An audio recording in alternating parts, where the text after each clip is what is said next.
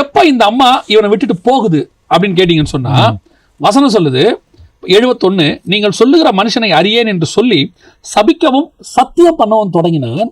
உடனே சேவல் 2ஆம் தரம் கூவிச்சு. அதுக்கப்புறம் யாருமே வந்து ஒண்ணுமே கேட்கல பாருங்க, டிஸ்டர்ப் பண்ணல. ஏன் தெரியுமா? இயேசு கூட இருக்கிறவன் சபிக்க மாட்டான். இயேசு கூட இருக்கிறவன் யாரையும் தூஷிக்க மாட்டான். இது ரிஜிஸ்டர்டான ஒரு சாட்சி அந்த காலத்துல. இப்போ இயேசுவே ஒரு இடத்துல கேட்குறாங்க, வானத்துல இருந்து அக்கினி இறக்கி இவங்களை கொன்று போடும் அப்படின்னு சீசர்கள். இவர் சொல்றாரு, நீங்கள் என்ன ஆவி உடையவர்கள் கேட்கிறார். சோ இவங்களை மோல்டு பண்ணி அடிச்சாலும் உதச்சாலும் இவங்க உதவாங்கிற அளவுக்கு தான் ரெடி பண்ணி வைக்கிறாரு. ஆனா பேதருடைய லைஃப் ஸ்டைல்ல அது வர மாட்டேங்குது. இப்போ கெத்செமனேல கூட ஒருத்தர் பிடிக்க வரான், காதை வெட்டிடுறாரு.